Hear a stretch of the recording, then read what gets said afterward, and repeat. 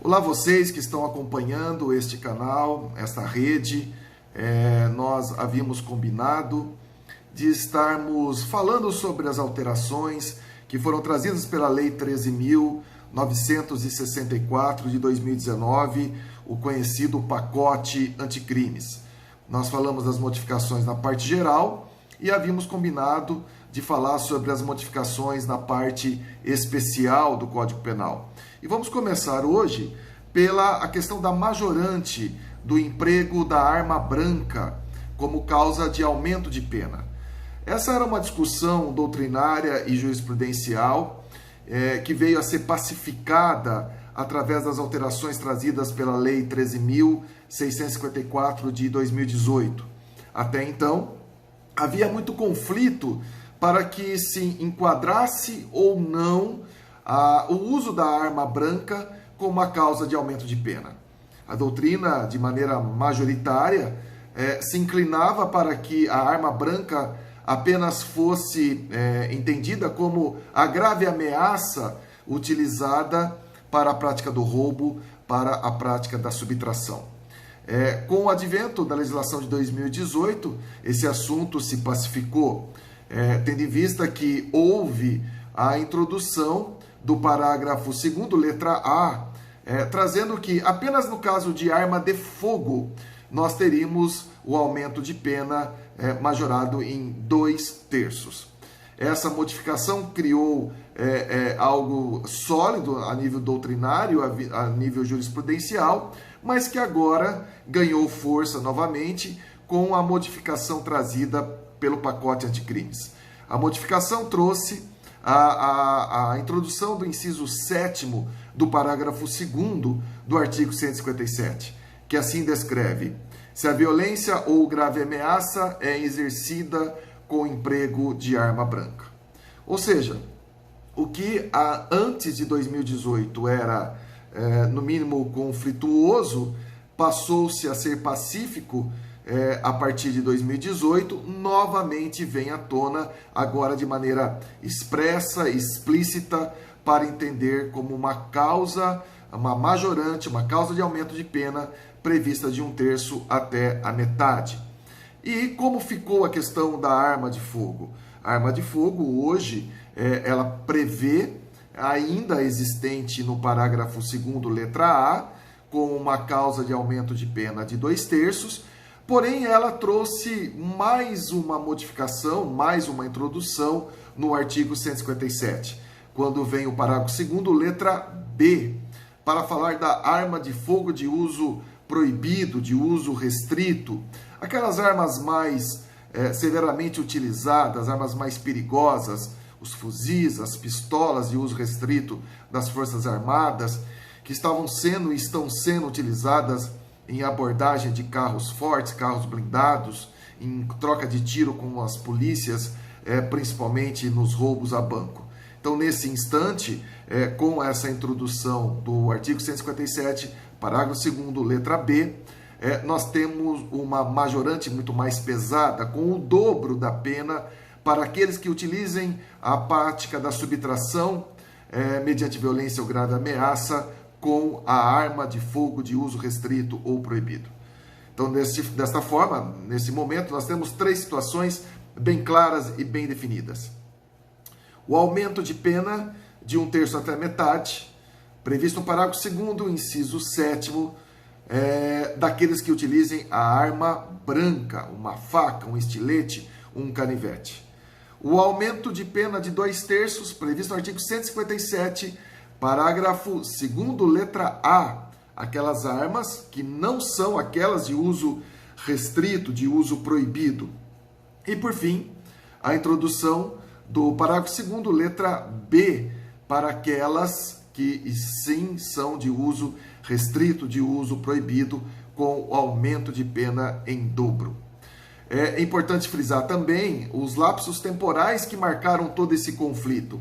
Imaginando que alguém estava sendo acusado e processado por roubo por uso de arma branca antes de 2018. Se havia alguma divergência, algum conflito, nós temos que esta pessoa não será condenada com aumento de pena desde que a sua prática ocorreu antes de 2018.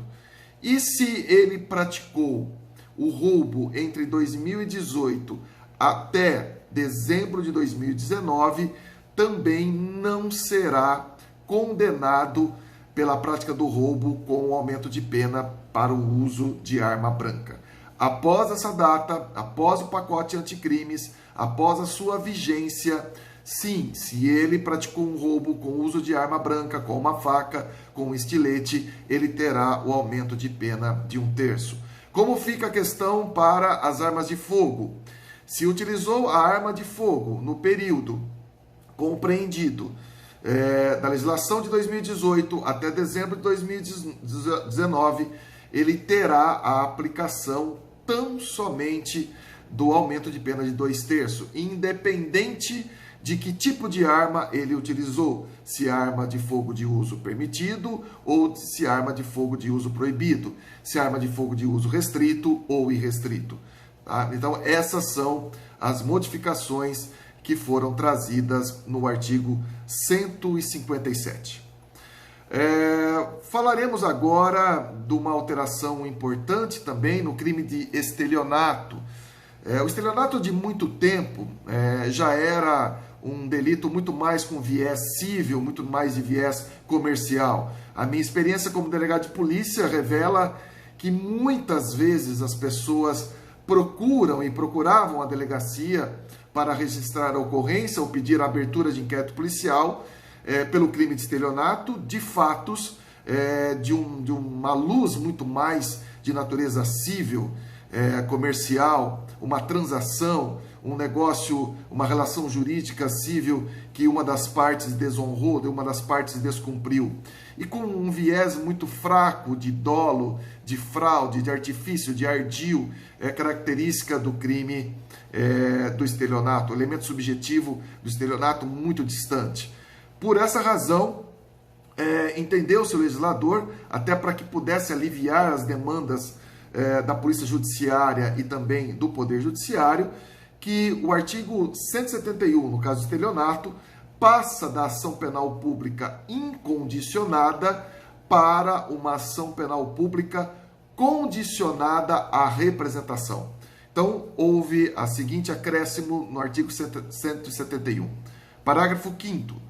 Somente se procede mediante representação, salvo exceção, quando a vítima for administração pública, direta ou indireta, o Estado como um todo, União, Estado e municípios, criança ou adolescente, pessoa com deficiência mental e maior de 70 anos de idade ou incapaz. Então, essas são as únicas exceções que a ação penal pública continua ainda sendo incondicionada para o caso de estelionato. Nas demais situações, todas elas, ela depende de representação da vítima.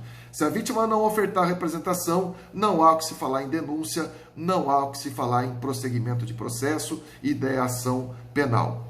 É importante frisar que, para efeito de aumento de pena, esse nosso idoso vale para 60 anos.